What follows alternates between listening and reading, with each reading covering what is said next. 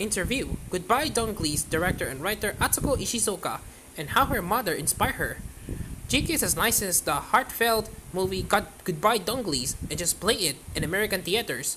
Atsuko Ishizuka, the movie's writer and director, has been working at the prestigious anime studio Madhouse since 2004.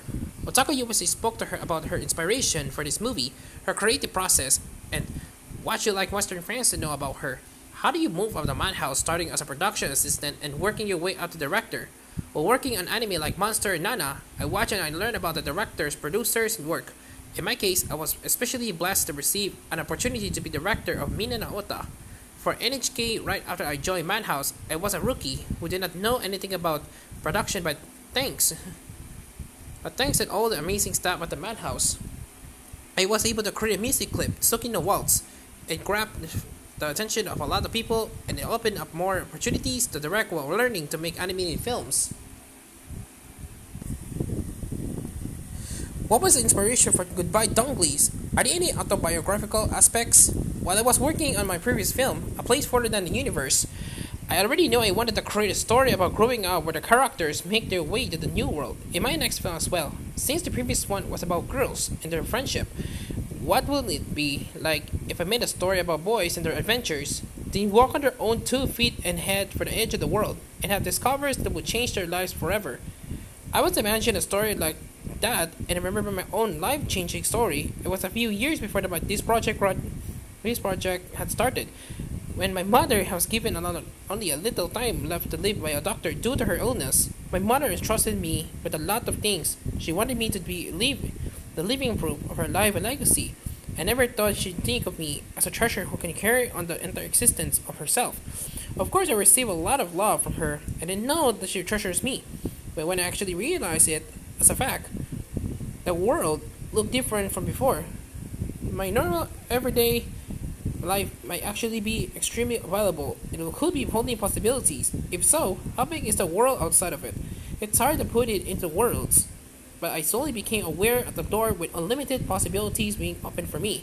What was the process for making this film?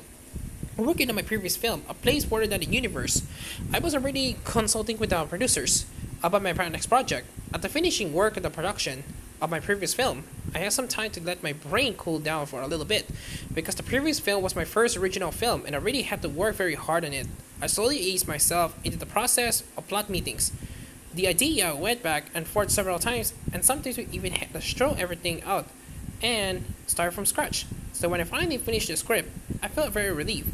From that point, I just focused on making pictures. We gathered many staff members and focused on creating beautiful visuals, music, depiction of the characters. What do you hope audiences take away from this film? The person that decides where the world ends is oneself. Nowadays, with technological advances like the internet, we tend to think that we know everything and that we understand a lot of things. But the truth is, we don't even know the true nature of your surroundings and the worlds out there that we haven't yet seen.